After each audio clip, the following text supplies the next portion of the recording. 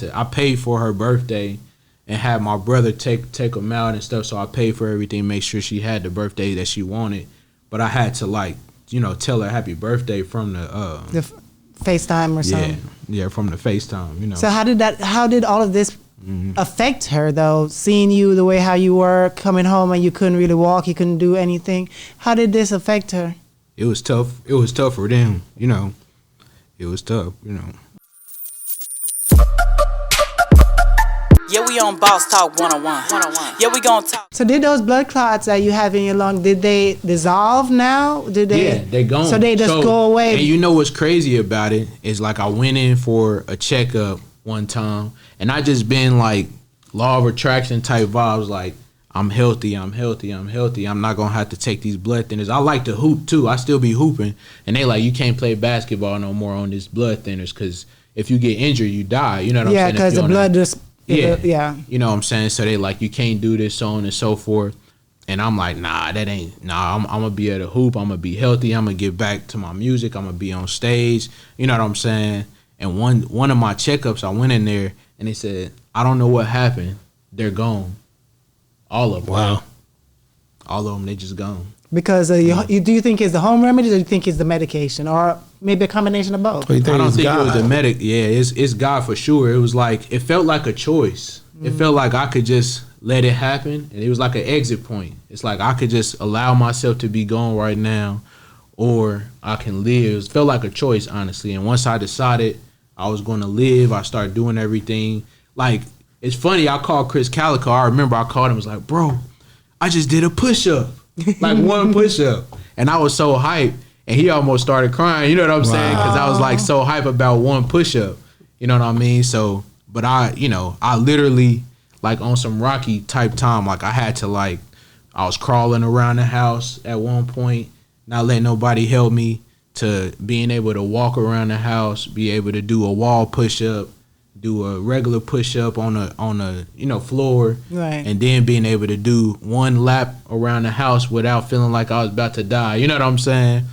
In walking, and then I would go into our backyard and I would walk a lap out there, and I would do it every day, whatever I could do, and then I could do 2 laps, and I could do 3. How old were your kids at this time when they were seeing this? So it was tough because my daughter's, I want to say it was her 10th birthday, I want to say, or her 9th birthday. It was one of the two, because she's 13 now, so I think it was her 10th birthday. I was in the hospital, and I paid for her birthday and had my brother take them out and stuff, so I paid for everything, make sure she had the birthday that she wanted. But I had to tell her happy birthday from the FaceTime or something. Yeah, from the FaceTime. So how did all of this affect her though? Seeing you the way how you were, coming home and you couldn't really walk, you couldn't do anything. How did this affect her? It was tough. It was tough for them. It was tough. But it's all good, man. Like I said, God brought you through, bro. You know what I'm saying? God have a way of doing things that no man can do. And what I really like about your story is you got it, because you said, it was in me. I made a decision to keep going. You know what I'm saying? And it's what you're saying to me is, so as a man think is in his heart, right, so is he. The power of the tongue. Yeah. So you felt this in you, you felt like I can do this. You know what I'm saying? Yeah. That's the cold part, when I'm going to dig down and get it done. You know what I'm saying? And I think that was what your story, that I had to ask you about that, because that inspires, others who've been through, you know what I mean?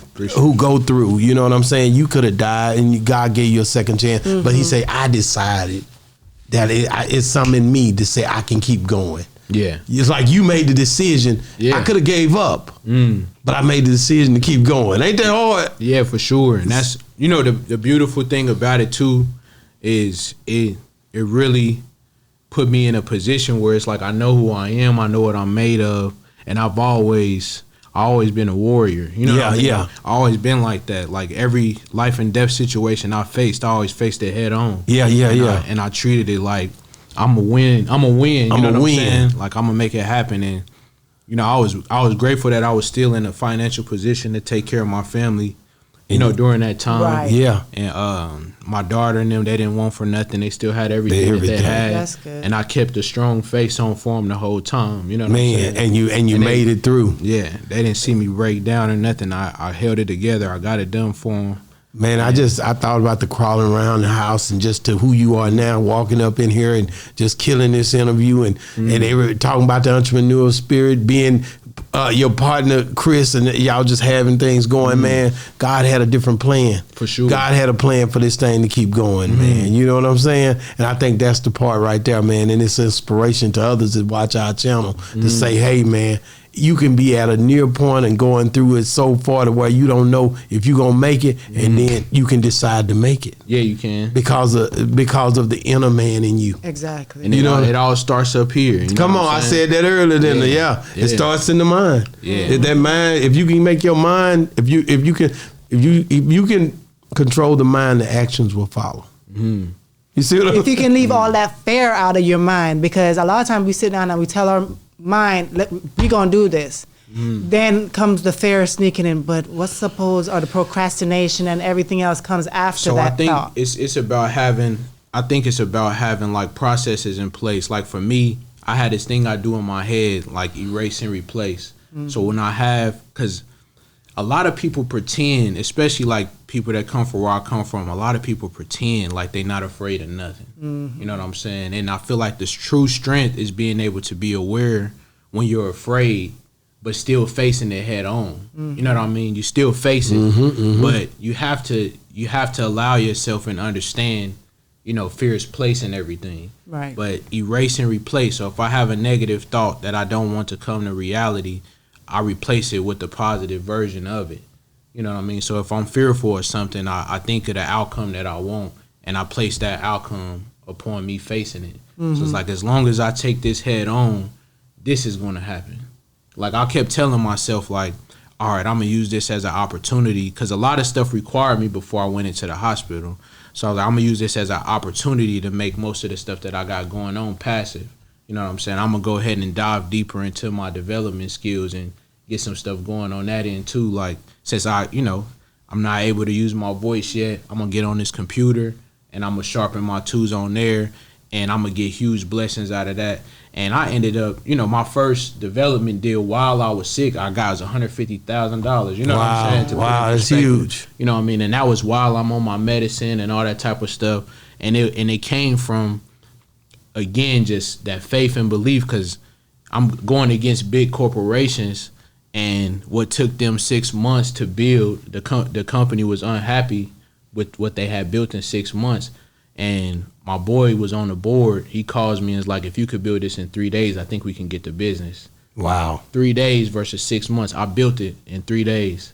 Got the deal, 150. That was my first one. Super dope. Was able to build That's from there. crazy. But just, my wife, you need to get rest, so on and so forth. But, for me, I'm just like, I'm learning my body. I'm figuring it out. I'm like, I could man through this right here. Like, I can get through this part right here. She's like, she's panicking. How dope is she though, man? Like, to hang in there like that. Man, that's my soulmate, man. We met in middle school. I heard you say since that. we was 11 years old.